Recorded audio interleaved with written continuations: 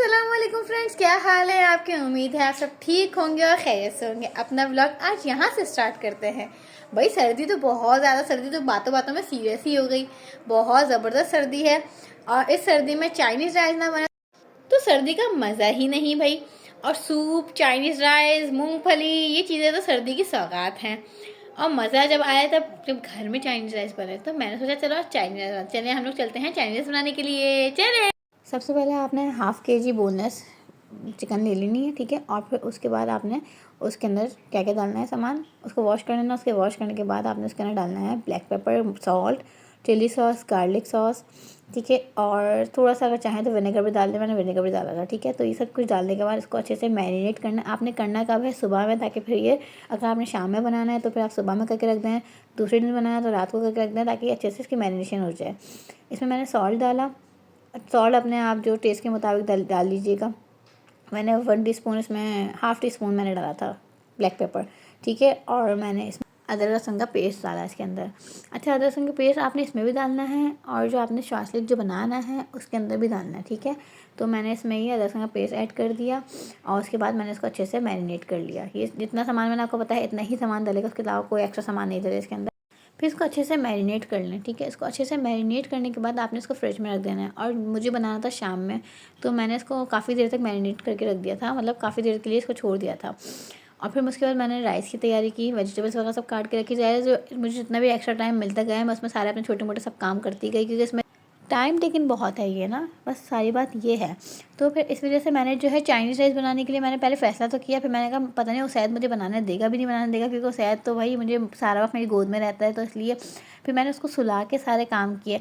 अब यकीन करें ये 1 घंटे के अंदर मैंने सारा सब कुछ मैरिनेट वगैरह तो मैंने खैर दोपहर में कर लिया था, लेकिन मैंने सारा चाइनीज़ वगैरह बना के किचन कह रही तौबा, किचन को मैंने पूरा साफ़ सुथरा करके और सारे बर्तन वगैरह सब वॉश करके स्टैंड पर लगा के सब काम करके मैं बिल्कुल फ़ारिग हो चुकी थी। जब 1 घंटे को शायद सोए तो फिर मेरे सारे काम हो चुके थे, और शायद सो जाए तो मैं उसमें चाहती हूँ उसी टाइम पे सारे काम कर लूँ। मैंने यहाँ पर शाही चिकन जो है मैरिनेट कर ली थी अच्छे से, और मैरिनेट करके मैंने इसके अंदर, अच्छा आपने अंडा वैसे इसमें नहीं डालना, जब डालना है जब आप फ्राई करेंगे उसी टाइम आपने अंडा तोड़ के डालना। जब मैंने फ्राई करने के लिए निकाली तो मैंने उसी टाइम अंडा तोड़ के एक, वैसे तो एक ही डालिएगा क्योंकि वो भी बहुत ज़्यादा हो जाता है। अगर आपने 1 किलो चिकन लिया तब भी एक ही डालिएगा, ज़्यादा नहीं डालिएगा। और फिर इसको मैंने इसके अंदर ऐड कर दिया, ठीक है।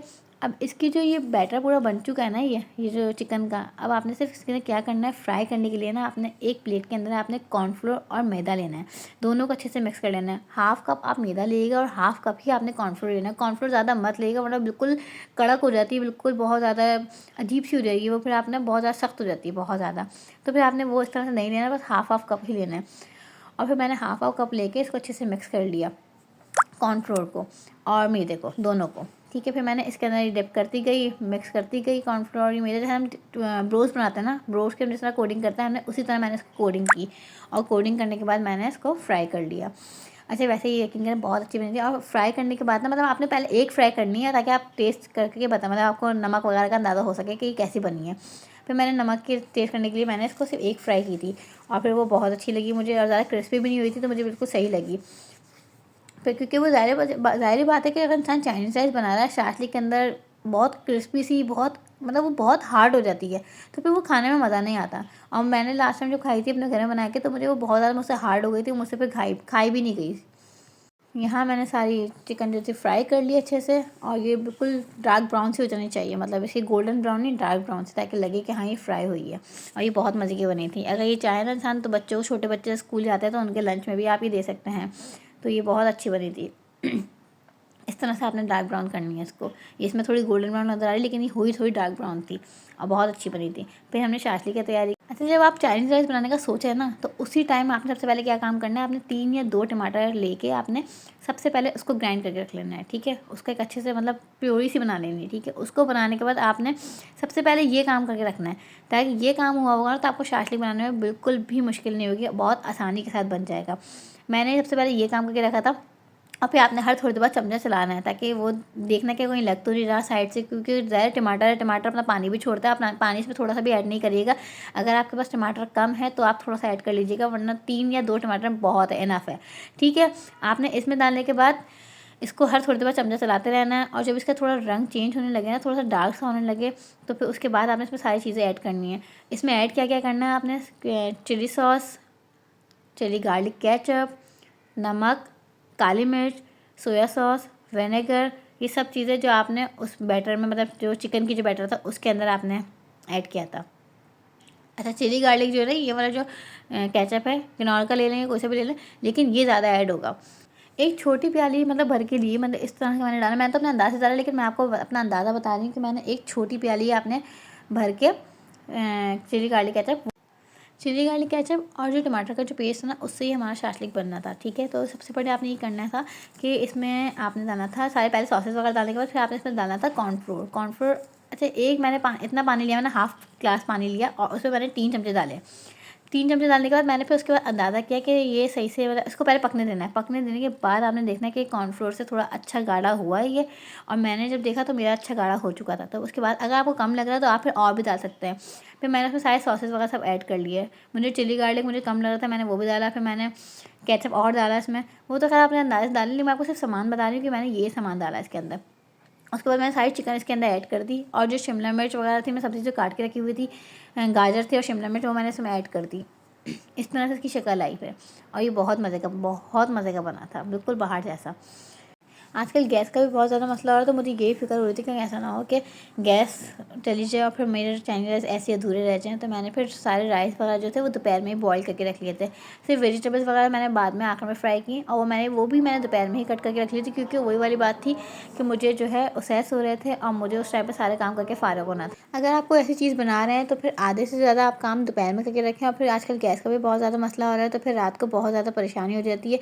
जैसे मेरे साथ परसों ये हुआ कि मैंने खाना बना रही थी, मैंने खाना खैर दोपहर में बना लिया था, लेकिन मुझे रोटी बनानी थी, और मैंने कहा था चलो रोटी मैं रात को बना लूँगी। मेरे दिमाग से बिल्कुल ही बात निकल गई कि गैस चली जाएगी, और वही हुआ कि गैस चली गई।